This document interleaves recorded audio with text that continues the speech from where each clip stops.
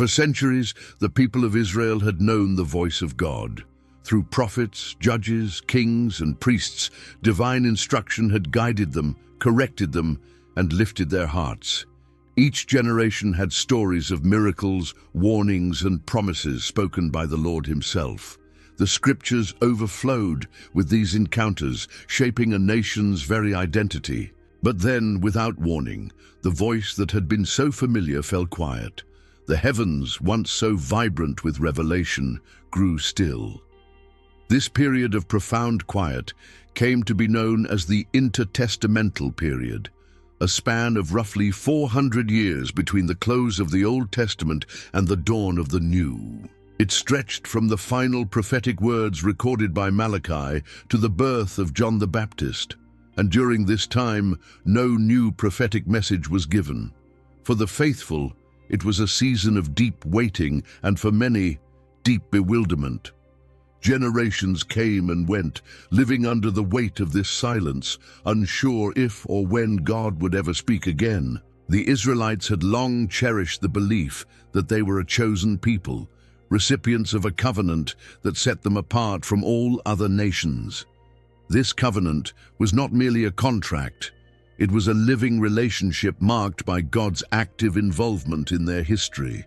To suddenly find themselves in a period without fresh revelation felt, to many, like abandonment. The question pressed on every heart: had God forgotten his promises? This spiritual drought was not only a matter of theology, it was profoundly personal. Imagine living in a world where every festival, every ritual, every prayer echoed with reminders of a God who had once spoken with power and intimacy, yet now seemed unreachable. Psalm 74 verse 9 captures this ache. We do not see our signs. There is no longer any prophet, and there is none among us who knows how long. These words, written in a different era of distress, became hauntingly relevant once more. The cry of a people longing for divine guidance grew louder with each passing year. The silence, however, did not mean absence. Though there were no new prophetic voices, the scriptures remained. The law, the prophets, and the writings continued to be read and revered in synagogues and homes. Fathers taught their children the stories of Abraham, Moses, and David. Priests offered sacrifices in the temple. The people clung to the ancient promises, hoping and trusting that God's covenant still stood firm, even if his voice was not heard. In the depths of this quiet, hope simmered like embers hidden under ashes. Some may have doubted, others grown weary, yet a thread of faith persisted. Even in the silence, hearts yearned for the fulfillment of promises spoken long ago. The prophecy in Malachi 3 verse 1 still resonated. Behold, I send my messenger, and he will prepare the way before me. Though centuries passed without movement, these words remained alive, waiting for their appointed time. It is essential to understand that this was not a silence of neglect. Rather, it was a silence of preparation. Behind the curtain of history, God was weaving together countless threads, aligning events, shaping cultures, and preparing both the world and his people for something unprecedented. The silence was not empty. It was filled with hidden purpose. This season of quiet also sharpened spiritual hunger. Without new revelations, the people of Israel were driven deeper into the scriptures they already possessed. They sought meaning in the ancient texts, dissected the words of the prophets, and looked for clues that might signal the fulfillment of long-awaited promises.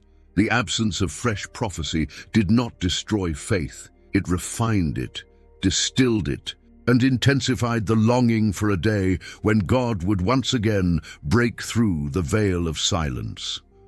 Throughout history, silence has often been mistaken for inactivity. Yet, true faith holds on when answers are delayed, trusting that unseen work is still being accomplished. The 400 silent years stand as a powerful testament to this truth. Though no prophet rose during that time, though no thunderous word was spoken from the heavens, the hand of God never ceased to move. His plans, carefully crafted, continued to unfold in perfect timing. In the hearts of the faithful, a quiet conviction began to form. If God had spoken before, he would speak again. If he had acted in the past, he would act in the future. And though the waiting was long and difficult, history had shown that divine timing was never early, never late, but always perfectly aligned with a greater purpose. This is the weight of divine silence. It tests resolve, deepens faith, and clears space for something greater than anyone can imagine. The people of Israel were caught in this tension, standing between the memory of past glories and the hope for future fulfillment. Little did they know, the very silence that seemed so heavy was the prelude to the most extraordinary act of God in human history. The quiet before a storm is often the moment when the air is thick with expectancy. The stillness before dawn holds the promise of light. In the same way, these 400 years, though marked by silence, were pregnant with purpose. Something was coming, something that would change everything forever. The question was not whether God would move again, but when. And in that long wait, faith was both challenged and strengthened. The people could not see the full picture, but the pieces were being put into place with precision and care. What seemed like inactivity was, in truth, the meticulous preparation of a divine plan that would soon shatter the silence and flood the world with hope. The world of the Israelites did not stand still during the 400 years of silence. Though the heavens seemed closed, the earth was in constant motion. Kingdoms clashed, empires expanded, and cultures collided, reshaping the landscape of the ancient world. Each of these monumental shifts, while appearing chaotic on the surface, was quietly permitted and directed by a sovereign hand. God, though silent, was watching every turn of history's wheel, allowing the pieces to move into place for something far greater than any earthly ruler could conceive. At the close of the Old Testament, the Persian Empire reigned supreme.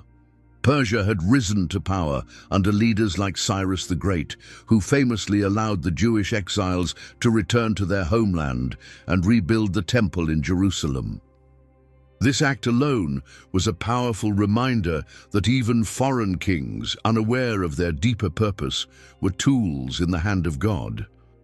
Persia's dominance brought relative peace and stability to the region, and under their rule, the Jewish people were able to re-establish their religious life after the long and painful exile in Babylon. But Persia's reign was not eternal. From the west came a force that would change everything: Greece. Led by Alexander the Great, the Greeks swept across the known world with breathtaking speed. In little more than a decade, Alexander carved out an empire stretching from Greece to Egypt, across Persia, and into the far reaches of India.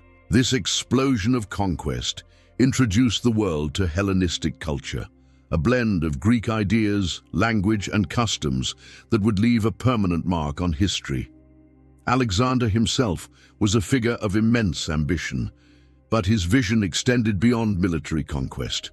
He sought to create a world unified not only by force, but by culture. Greek language, philosophy, art, and governance were planted in every corner of his empire. Cities like Alexandria in Egypt became centers of learning and culture, bringing together people of different backgrounds under a shared identity. Even after Alexander's untimely death, his influence did not fade. His empire was divided among his generals, but the spread of Hellenistic culture continued, weaving together diverse nations with a common thread. For the Jewish people, the Greek conquest brought both opportunities and challenges. While the Greek language opened new avenues for communication and learning, the pressure to conform to Hellenistic customs threatened their distinct identity. In many cities, Jews found themselves caught between two worlds, faithful to their ancestral laws, yet surrounded by a culture that prized philosophy, athletics, and arts that often clashed with their values. This tension sparked internal struggles, leading to divisions within the community that would later shape Jewish religious movements. The influence of Greece was profound, but even this mighty empire was not invincible. Over time, internal conflicts and the rise of new powers weakened its grip. Into this power vacuum stepped Rome, an empire that would redefine the world's political landscape. Unlike the swift conquests of Alexander, Rome's rise was methodical and relentless. What began as a small republic on the Italian peninsula expanded piece by piece until it controlled vast territories across Europe, North Africa, and the Middle East. By the 1st century before Christ, Rome had become the undisputed superpower. The Roman Empire brought an unprecedented level of organization and infrastructure. Roads connected distant provinces, law and order were enforced with iron discipline, and the Pax Romana, a period of relative peace, allowed trade and travel to flourish across the Mediterranean world. For the Jewish people, Roman rule was a double-edged sword.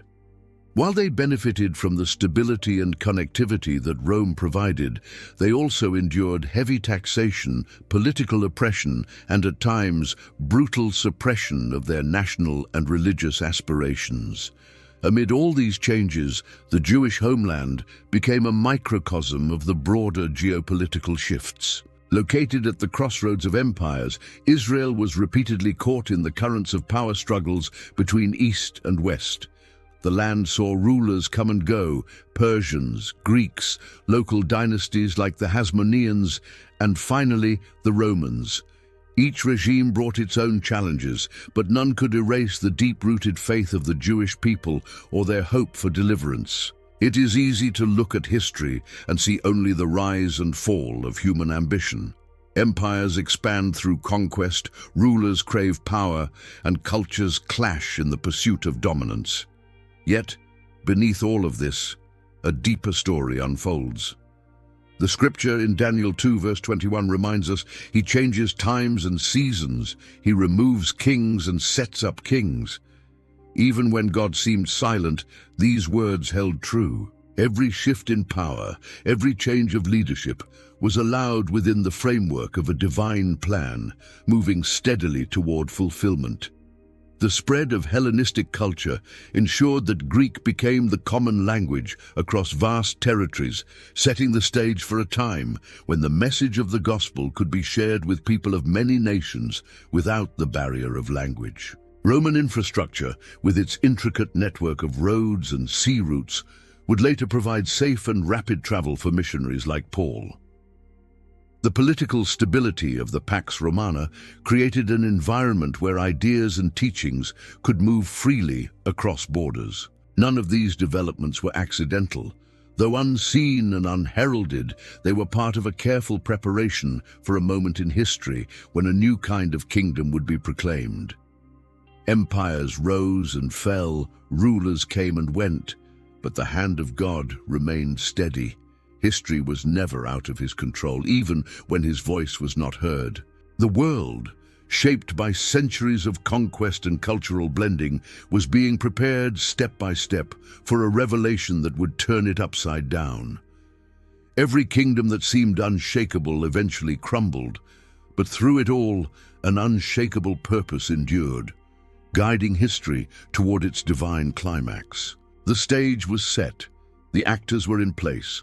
Though hidden from human eyes, the greatest act of redemption was drawing near, ready to break through the layers of history and bring light to a world long shrouded in shadows. Though empires surged and crumbled and rulers came and went, life for ordinary people moved forward with quiet persistence. The grand sweep of history often drowns out the small daily acts of faith and resilience, yet these acts are the true threads that hold a people together. During the 400 silent years, while God's voice was not heard in new prophetic words, His presence was not absent from the lives of those who sought Him. Every prayer whispered in the dark, every law kept in secret, every tradition passed from parent to child became a silent testimony to unwavering faith. In this period of deep quiet, the synagogue rose as a central feature of Jewish religious life. Before the exile, worship had revolved around the temple in Jerusalem, the one place where sacrifices could be offered and festivals celebrated in full. But after the Babylonian exile, and during the long years of foreign domination, many Jews lived scattered across distant lands, far from the sacred center. The synagogue became a vital place, a house of prayer, a school of scripture, and a hub of community life. Here, the people gathered to read the Torah, to pray, and to encourage one another in faith. The synagogue was more than a building, it was a lifeline. It kept alive the rhythms of worship and study, nurturing a faith that could survive and even thrive in foreign soil. Children learned the words of Moses and the songs of David. Elders debated the meanings of the prophets. Without new prophetic voices to guide them, the people turned with renewed devotion to the sacred texts they already had. In every city and town where Jews settled, the synagogue stood as a quiet but powerful beacon of identity and hope. Another monumental development during this time was the translation of the Hebrew scriptures into Greek. Known as the Septuagint, this translation was born out of necessity. As Hellenistic culture spread and Greek became the common language across much of the known world, many Jews, especially those living in far-flung regions, no longer spoke or understood Hebrew fluently. To keep the scriptures accessible, scholars began the meticulous work of translating the sacred writings into Greek. This task, though practical in its origin, carried deep spiritual significance. The Septuagint made the Word of God available to countless people who otherwise would have been cut off from it. It also paved the way for non-Jews, Gentiles, who were curious about the God of Israel to engage with the scriptures for the first time. Quietly, without fanfare, this translation became one of the most important tools in the spread of faith, a bridge between cultures and a crucial piece of preparation for the mission that lay ahead. Faithfulness during these silent years was not always easy. The people of Israel faced constant pressures from surrounding cultures that often ridiculed or challenged their distinct beliefs. There were seasons of persecution and hardship, times when simply keeping the Sabbath or refusing to eat forbidden foods became acts of great courage. Families clung to their identity with determination, knowing that compromise might bring temporary relief but would cost them their heritage. Yet in the hidden places, God's hand moved steadily. Festivals continued to be observed, marking the calendar with reminders of God's past faithfulness. Passover was kept even under foreign rule as a declaration that the God who delivered from Egypt was still watching over his people. The Day of Atonement was observed, a solemn moment each year to seek mercy and renewal. These sacred rhythms acted as anchors, rooting the people in their faith even when heaven seemed silent. There were also new voices rising, not prophets, but teachers and scholars who studied the scriptures deeply and offered interpretations that shaped Jewish thought. These rabbis, with their careful commentaries and teachings, laid the groundwork for a tradition of study and debate that would carry forward long after the silence was broken. Their work helped to preserve not just the texts, but the spirit of inquiry and devotion that kept the faith alive through generations. In the home, faith was passed down through simple yet profound practices. Parents taught their children to recite the Shema, "Hear, O Israel, the Lord our God, the Lord is one," from Deuteronomy 6 verse 4. Candles were lit on the Sabbath, meals were blessed, and stories of God's mighty deeds were told again and again. Each of these small acts, though seemingly insignificant, wove an unbreakable thread of continuity and hope. These quiet, faithful acts might have seemed small compared to the grand movements of history, yet they were vital. Through them, a people remained connected to their God, to their covenant, and to one another. Without these silent threads, the tapestry of redemption could not have been completed. The stage set by empires was important, but equally essential were the hearts prepared in living rooms, synagogues, and marketplaces, where faith endured in the everyday. History often celebrates the loud and the visible, kings and battles, victories and defeats. But in God's economy, it is often the unseen, the faithful perseverance in small things that carries the greatest weight. The 400 years of silence were filled with such moments, hidden, humble, and yet deeply significant.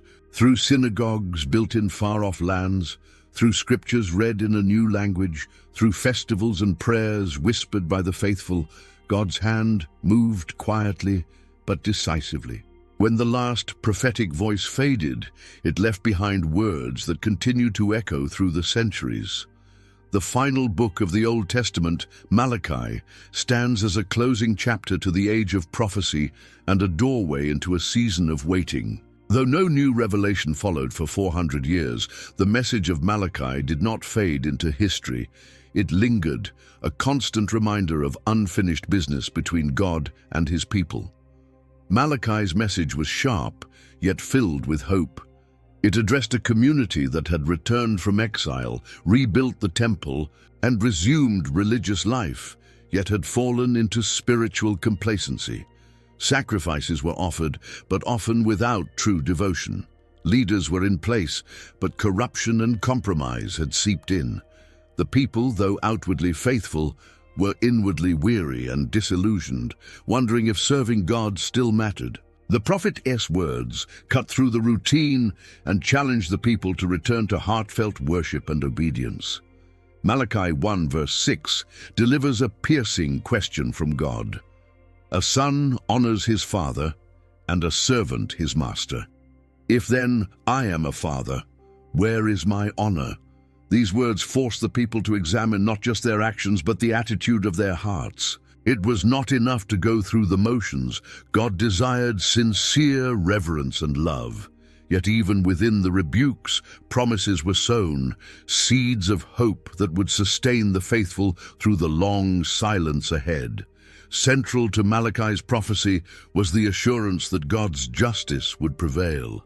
He spoke of a coming day of reckoning when evil would be judged and righteousness would shine like the sun. Malachi 4 verse 2 offered this radiant hope, "But for you who fear my name, the Sun of Righteousness shall rise with healing in its wings." This vision of healing and renewal became a lifeline for those who clung to faith during the silent years. Perhaps the most powerful and enduring part of Malachi's message was his prophecy concerning Elijah. In Malachi 4 verse 5, the prophet declared, "Behold, I will send you Elijah the prophet before the great and awesome day of the Lord comes." This promise electrified the imaginations of the people. Elijah, the prophet who had been taken up into heaven in a whirlwind, was to return, signaling the arrival of God's decisive action in history. This prophecy became a beacon, a signpost pointing to the future. It reminded the people that although God's voice had grown quiet, his plan was still in motion. The return of Elijah would mark the beginning of something new, a moment when silence would be shattered and God's kingdom would advance in power and clarity. Throughout the silent centuries, this expectation shaped the spiritual landscape. At every Passover, a place was set at the table for Elijah, a symbol of hope that the forerunner might appear at any moment.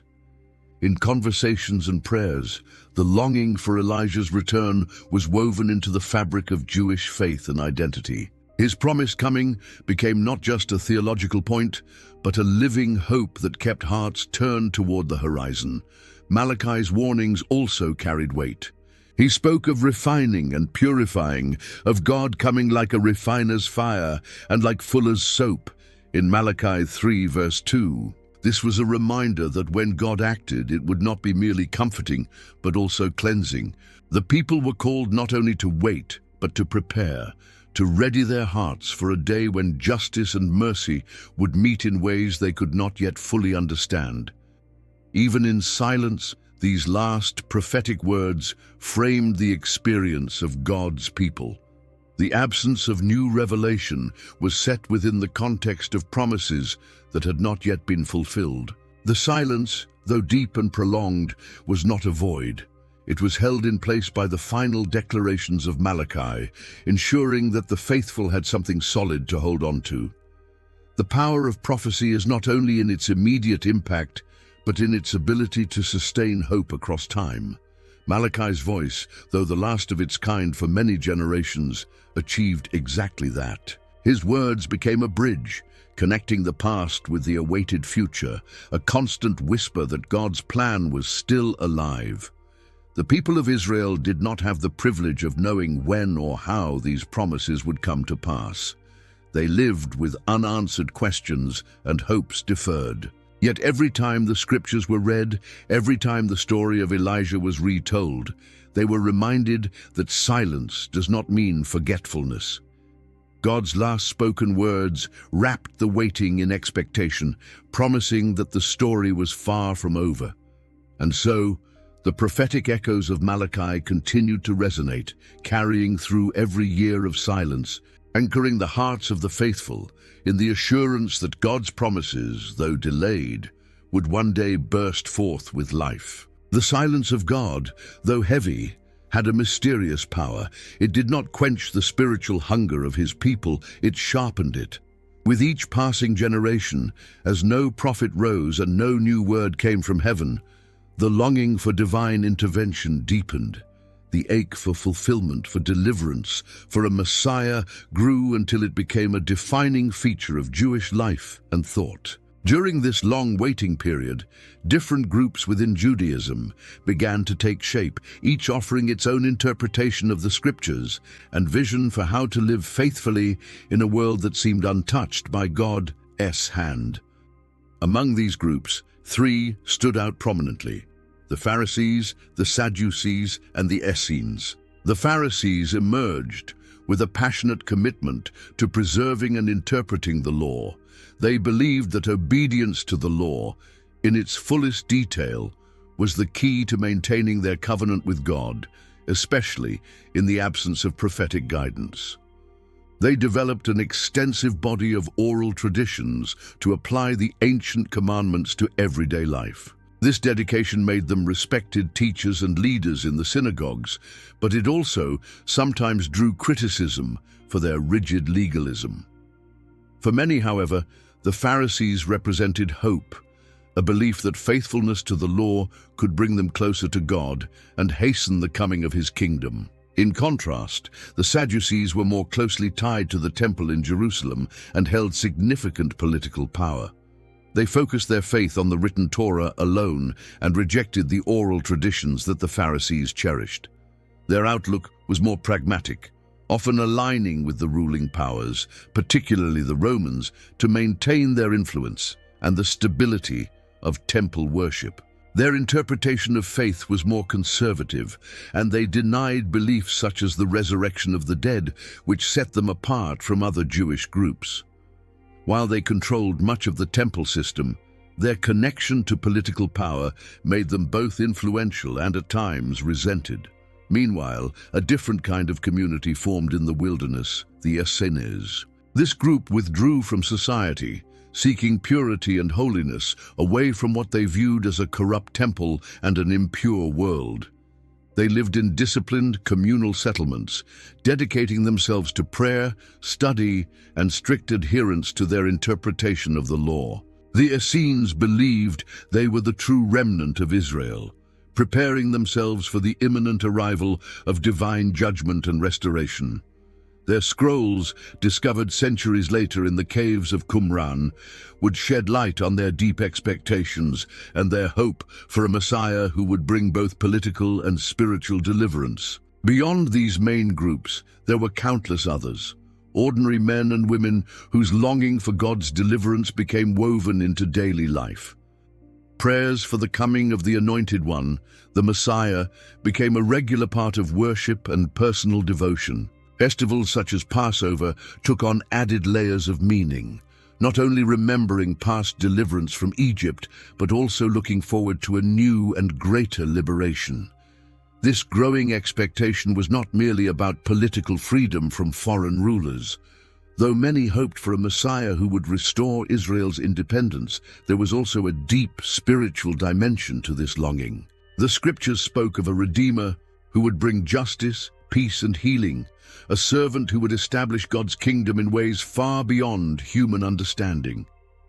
Passages from Isaiah and the Psalms were studied and memorized, and their promises were clung to with hope and tears. Psalm 130 verse 5 captures the heart of this waiting. I wait for the Lord, my soul waits, and in his word I hope. These were not empty words. They expressed the inner cry of a people who, though battered by history and burdened by silence, refused to let go of hope. Each hardship, each wave of oppression, each unanswered prayer only deepened the well of longing, making the eventual fulfillment all the more profound. In the marketplace, in the home, in the synagogue, questions lingered. When would God act? When would he send his promised one? The silence became a canvas upon which countless dreams and expectations were painted. Some dreamed of a warrior king who would drive out the oppressors. Others imagined a priestly figure who would purify the temple and restore true worship. Still others looked for a prophet like Moses, who would speak new words of life and lead them into a renewed covenant. The spiritual hunger that ripened during these centuries did not happen by accident. God, though hidden, was cultivating hearts, preparing them for something they could not fully grasp. The silence was not wasted. It created space for yearning to grow deep, for hope to mature, and for faith to be tested and refined. By the time the silence was ready to break, the people of Israel stood on tiptoe, watching and waiting. Their hearts, shaped by longing and expectation, were prepared in ways they did not even realize. The field was ready for the seed to be planted, for the word to take root and transform everything. What had begun as a season of waiting was, in truth, a season of preparation, orchestrated with precision by the hand of God. History is often judged by its loudest moments, battles won, kings crowned, empires toppled. Yet beneath the noise, quiet forces work steadily, shaping the world in ways that only become clear much later. During the 400 years of silence, while God's voice was not heard and prophetic words ceased, powerful alignments were forming. Silent, but essential preparations that would one day allow his message to move swiftly and reach far beyond the borders of Israel.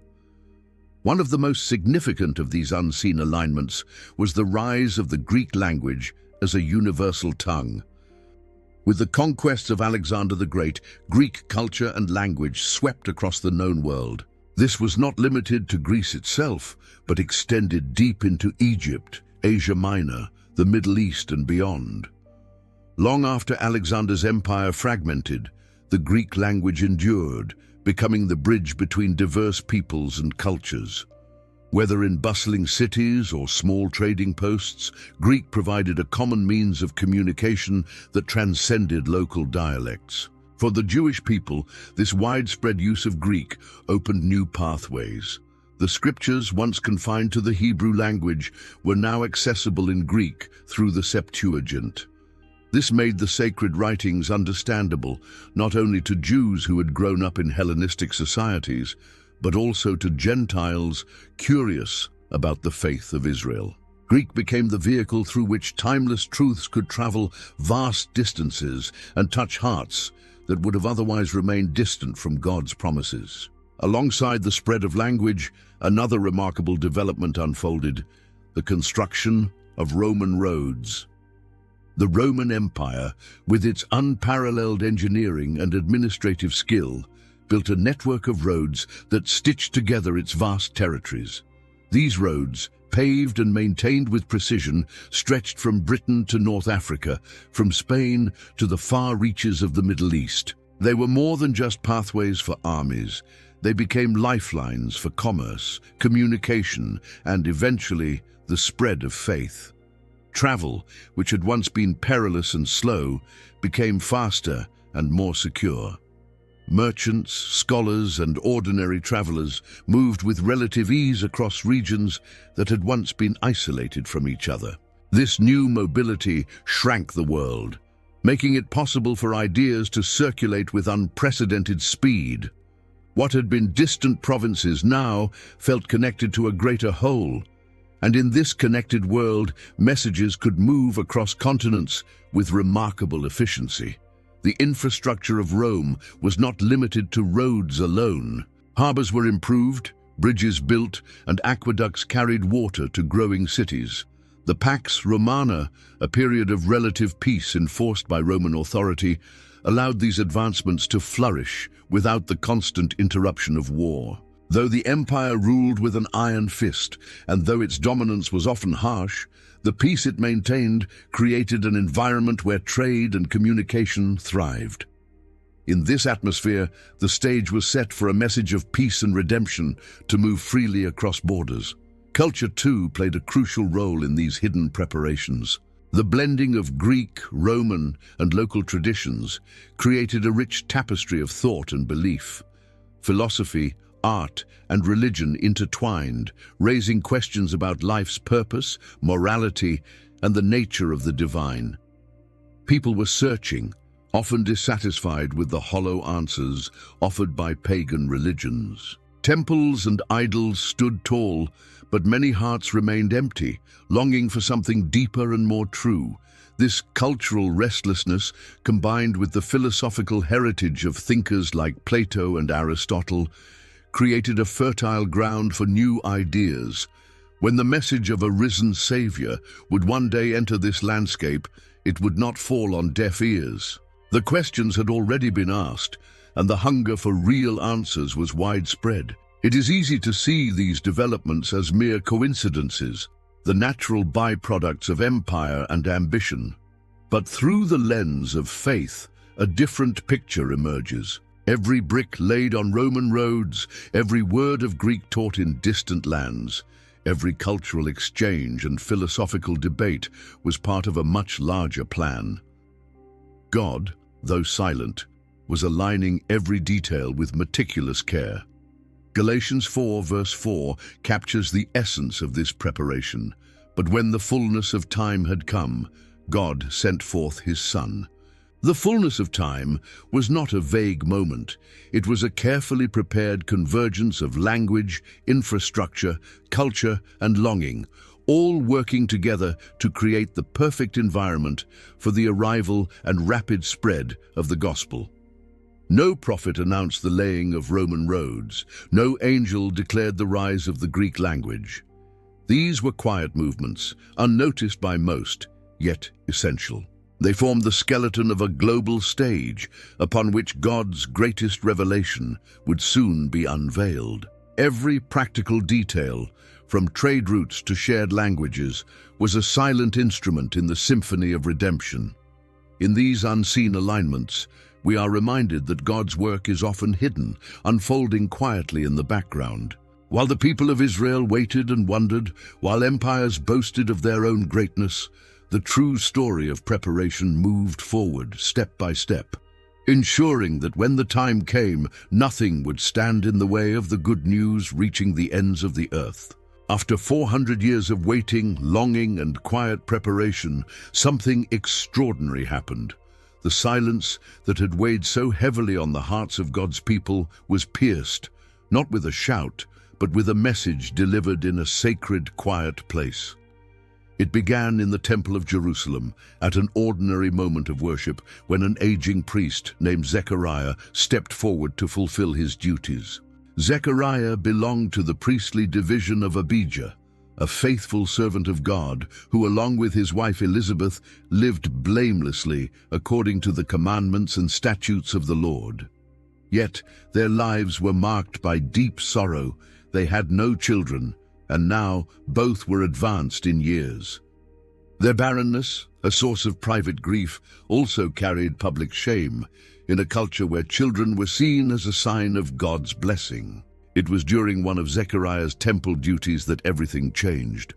By lot, he had been chosen to enter the sanctuary of the Lord and burn incense, a high honor and a deeply sacred task. As he stood in the holy place, offering incense while the people prayed outside, An angel appeared, standing at the right side of the altar. This was no ordinary moment. The silence of centuries was about to be shattered by the voice of a heavenly messenger. Luke 1 verse 12 describes Zechariah's reaction. And Zechariah was troubled when he saw him, and fear fell upon him. After so many years without divine encounters, the sudden appearance of an angel was overwhelming, a moment that connected the present to the powerful stories of old. But the angel's message was not one of judgment. It was one of hope and new beginnings. The angel said, "Do not be afraid, Zechariah, for your prayer has been heard, and your wife Elizabeth will bear you a son, and you shall call his name John." This was already miraculous, a child promised to a couple long past childbearing years. But the message did not stop at the personal blessing. The angel continued with words that echoed straight back to the promises of Malachi, "And he will turn many of the children of Israel to the Lord their God, and he will go before him in the spirit and power of Elijah." Here it was at last, the fulfillment of a prophecy that had hung in the air for centuries. The promised forerunner, the one spoken of in Malachi's final chapter, was coming.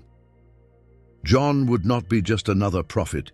He would be the bridge between the silence and the word, the one who would prepare the people for the arrival of the Lord himself. The angel's description of John's mission was precise and stirring. He would bring back the hearts of fathers to their children and the disobedient to the wisdom of the just. He would make ready a people prepared for the Lord. This was not merely a personal triumph for Zechariah and Elizabeth. It was the dawn of a new chapter in salvation history. Yet, even in this moment of divine breakthrough, human frailty showed itself. Zechariah, stunned and perhaps still clouded by years of disappointment, asked how he could be sure of this promise, given his and Elizabeth's age. The angel's response was firm. "I am Gabriel, who stands in the presence of God, and I was sent to speak to you and to bring you this good news." Because of his doubt, Zechariah was struck mute, unable to speak until the fulfillment of these words. The symbolism was striking. The man who doubted the end of divine silence would himself experience a personal silence, only broken when the promise was fulfilled. Elizabeth's response, in contrast, was one of quiet joy and deep faith. When she conceived, she said, "Thus the Lord has done for me in the days when he looked on me to take away my reproach among people." Her womb, once barren, now bore life. Her story, intertwined with the larger plan of redemption, was a testimony that God had not forgotten his people, nor his promises. John's coming was not just the birth of a child, it was the reawakening of prophecy, the first crack in the silence that had hung over Israel for generations. Every aspect of his life, from his miraculous conception to his mission, carried the marks of divine purpose. He was set apart from birth, living in the wilderness, dressed in garments that mirrored Elijah, and preaching a message of repentance that stirred hearts and drew crowds. His voice, crying out in the wilderness, became the living fulfillment of Isaiah's prophecy. "Prepare the way of the Lord, make his paths straight." In John, the people saw a living connection to their ancient hopes. His presence confirmed that God had not been absent or indifferent. The silence had not been a sign of neglect, but a period of deep preparation. And now, through John, God signaled that he was stepping once again into human history with power and clarity. The birth of John the Baptist was more than an answer to the personal prayers of one faithful couple. It was the beginning of the end of the long silence, a trumpet call that something monumental was on the horizon. In John's mission, in his words and in his very existence, the world was being made ready for a revelation that would change everything forever. At last, The long silence met its end in a way no one fully expected, not with thunder from the heavens, nor with mighty armies marching into Jerusalem, but in the quiet of a small town, under the watchful eye of stars that had seen centuries of waiting. The word, which had been spoken through prophets, written on scrolls and longed for in prayers, now took on flesh. In a manger in Bethlehem, God stepped into time. The incarnation, the miracle of God becoming man, was the moment when everything changed. After generations of silence, after centuries of hidden preparation, the fullness of time had come. Every prophecy, every whisper of hope, every tear shed in waiting found its answer in the birth of Jesus Christ. The child born to Mary and Joseph was no ordinary child. He was Emmanuel, God with us, the fulfillment of promises too vast and too deep for human minds to fully grasp. The setting of his birth was humble, almost hidden, yet rich with meaning. Bethlehem, the city of David, was chosen not because of its grandeur, but because it fulfilled ancient prophecy. Micah 5 verse 2 had foretold, "But you, O Bethlehem Ephrathah, who are too little to be among the clans of Judah, from you shall come forth for me one who is to be ruler in Israel, whose coming forth is from of old, from ancient days." The choice of Bethlehem was a declaration that God's ways do not follow human expectations. His glory shines brightest in the lowly and the overlooked. Mary, a young woman of deep faith, became the vessel through whom the divine entered the world. Her obedience, spoken so simply, "Let it be to me according to your word," opened the door for heaven to touch earth in the most intimate way. Joseph, too, played a vital role, choosing trust over fear, embracing the mystery of a child not his own, yet destined to save many. Together, they became the earthly guardians of a child who was both fully human and fully divine. On the night of his birth, angels broke the silence of the skies. To shepherds watching over their flocks, men of no status or influence, the message came first. Luke 2 verse 10 records their words, "Fear not, for behold, I bring you good news of great joy that will be for all the people." The heavens, which had seemed sealed for so long, now erupted in song. Glory to God in the highest, and on earth peace among those with whom he is pleased. These were not mere words of comfort. They were a proclamation that the silence was over, and that God's peace had entered the world in a way no one could have fully imagined. The visit of the Magi, wise men from the east, added another layer of fulfillment to this moment. Drawn by a star, guided by ancient prophecies, they journeyed far to pay homage to the newborn king. Their arrival showed that the reach of this event extended beyond Israel alone. The nations, represented by these travelers, were being drawn toward the light of Christ, fulfilling God's promise to bless all peoples through Abraham's line. Every piece of preparation now revealed its purpose. The Greek language, spread across vast territories, would soon carry the teachings of Jesus far and wide. Roman roads, built with military precision, would serve as highways for the message of salvation. The hunger stirred by centuries of silence and the rise of expectant hearts in every corner of society meant that when Jesus began his ministry, the world was ready, in ways seen and unseen, to receive him. The incarnation was more than the arrival of a savior. It was God's ultimate revelation, a living word who not only spoke truth, but embodied it. John 1 verse 14 captures the wonder of this moment. "And the Word became flesh and dwelt among us, and we have seen his glory, glory as of the only Son from the Father, full of grace and truth." No longer was God's presence confined to scrolls, temples, or visions. In Jesus, God himself walked the dusty roads of earth, touched the sick with healing hands, and spoke words that cut to the soul. The silence that had once seemed so absolute was now shattered completely. Every barrier between heaven and earth, every distance between creator and creation was bridged in the person of Christ. In him, the unseen God became visible. The abstract became personal. The promises made to Abraham, Isaac, Jacob, David, and the prophets were fulfilled in a way far greater than any had dared to hope. The impact of this moment rippled outward, touching hearts and transforming lives. The quiet faithfulness of those who had waited, the unseen alignments of history, and the deep hunger that had grown in the silent years, all converged in Jesus, marking the dawn of a new era. History was split in two. Time itself recalibrated around his birth, and nothing would ever be the same again. In that humble manger, God's ultimate plan stepped into the flow of human history. The long, silent preparation was complete. What had been hidden was now revealed. What had been awaited was now present.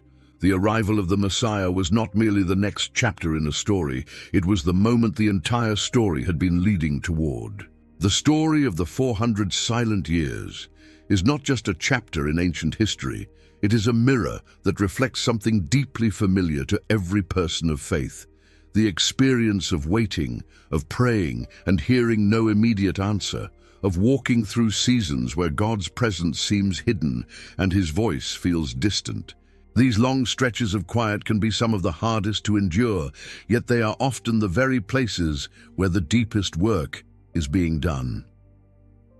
When we look back at those centuries of silence, we see a truth that reaches far beyond the pages of Scripture. Though no new prophecy was given, though heaven seemed still, God was moving with precision and purpose. Every hidden thread, every quiet preparation, every unseen alignment was part of a grand design. His silence was never a sign of absence. It was a space where trust was tested, faith was refined, and hope was stretched, all in preparation for a moment of revelation greater than anyone could have imagined. In our own lives, waiting seasons often feel like wilderness places. Prayers seem to linger unanswered. Hopes appear to dim with time. The temptation grows to believe that perhaps God has forgotten, or worse, that he is not listening at all. Yet the history of Israel's silent years offers a profound reassurance. God's delays are never denials. His timing, though mysterious, is always exact. He works in hidden ways, weaving together countless details that we cannot see or comprehend in the moment. Psalm 27 verse 14 offers a quiet command that speaks directly to these seasons. Wait for the Lord, be strong, and let your heart take courage. Wait for the Lord. These words do not promise instant answers or immediate relief, but they hold out the deep assurance that waiting is not wasted. Strength and courage are not found in the absence of struggle, but in the quiet confidence that God is working, even when he seems silent. The silent years remind us that God's purposes often unfold in layers. While we are focused on the immediate, he is preparing something much larger, something that touches not just our personal circumstances, but also fits into his vast plan of redemption. Just as the people of Israel could not see the full picture of what was happening behind the scenes, the rise and fall of empires, the spread of a common language, the building of roads, so too, we often cannot perceive how our current struggles are being woven into a tapestry that will one day make perfect sense. Trust is the lesson that rises again and again from these silent years. Trust that God hears, even when we cannot hear him. Trust that he sees, even when his work is hidden from our view. Trust that his promises remain firm, no matter how much time passes.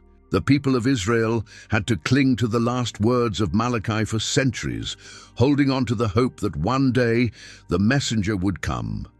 The silence would break, and God's purposes would be revealed. And in time, that hope was not disappointed.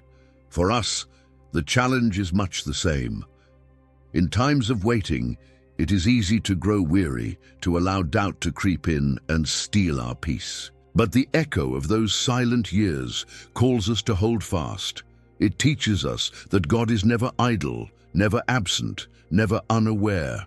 Every quiet season is a time of preparation, where roots grow deep, even if no fruit appears above the surface yet.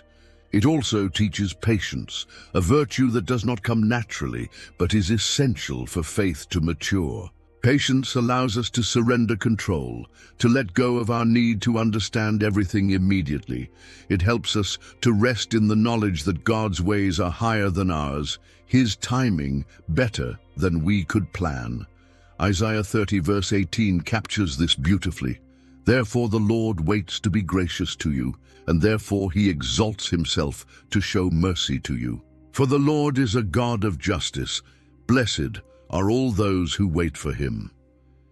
These silent periods also shape character in ways nothing else can. In the absence of immediate answers, faith becomes less about feelings and more about commitment. Hope becomes an anchor rather than a fleeting emotion. Love for God deepens, not because of what He gives in the moment, but because of who He is, unchanging, faithful, and true. The story of the 400 years is proof that silence is not the end of the story. It is a pause before the next great movement. It is a sacred space where God works in secret, crafting answers that far exceed our expectations. When the silence breaks, as it always does in God's perfect time, the result is always more glorious than we could have dreamed. For anyone walking through a waiting season now, the invitation is clear. Hold on.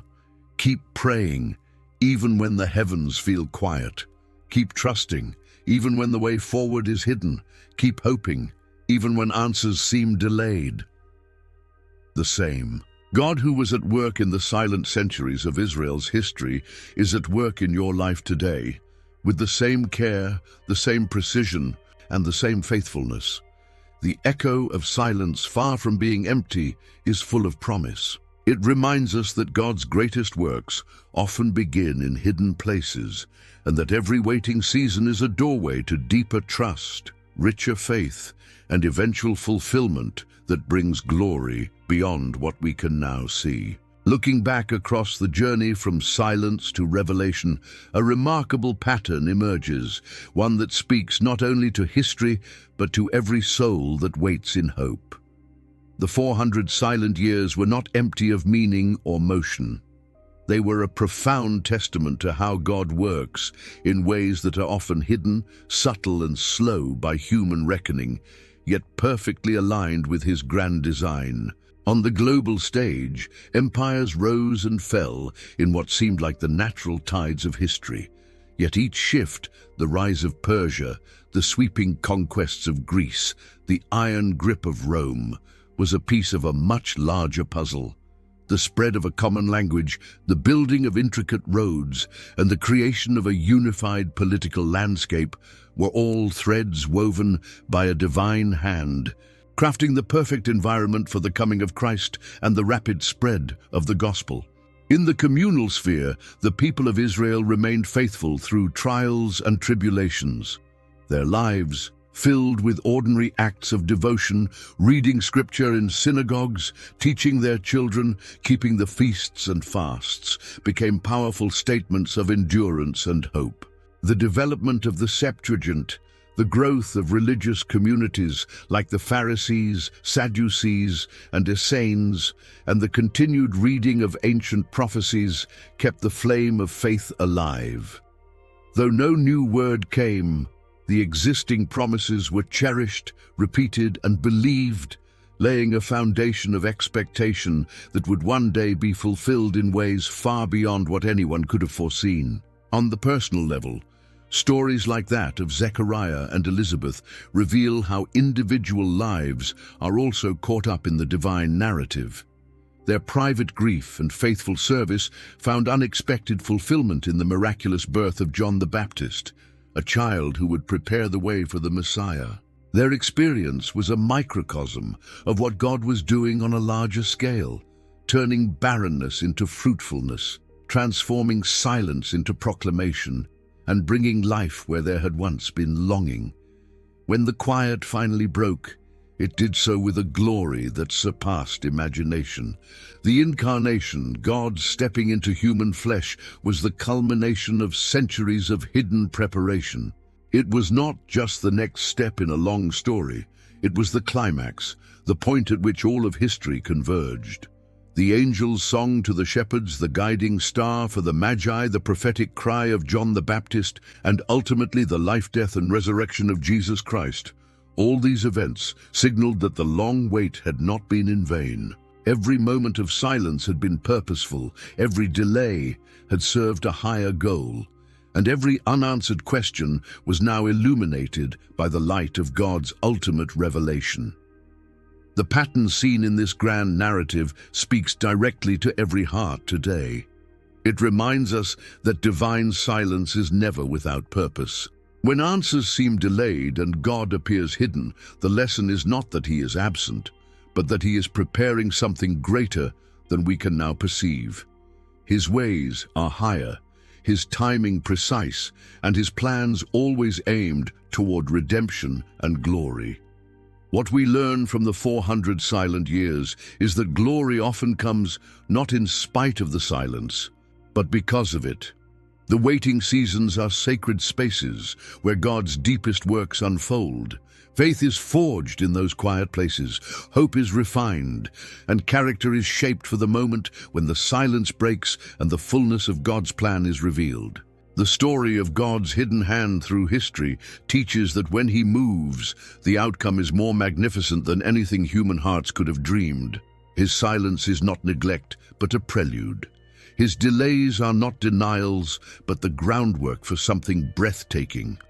And when the quiet breaks, what follows is always infused with his glory, radiating out to touch lives, transform nations, and draw all things toward his eternal purpose. This is the promise that echoes through the corridors of time.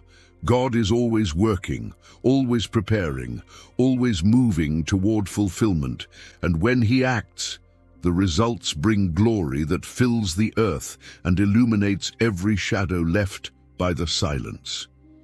Thank you for joining me on this journey through one of the most powerful stories of faith, silence, and fulfillment. I hope this message has brought new insight and deep encouragement to your heart. If it spoke to you in any way, I invite you to subscribe to the channel so you never miss future videos filled with hope and truth. Please take a moment to like this video. It really helps to spread the message further. I would love to hear your thoughts, so feel free to leave a comment below and share your reflections or how this touched your life. And if you believe someone close to you could be encouraged by this message, share it with them as well. Together, let's continue to spread light and hope in a world that deeply needs it.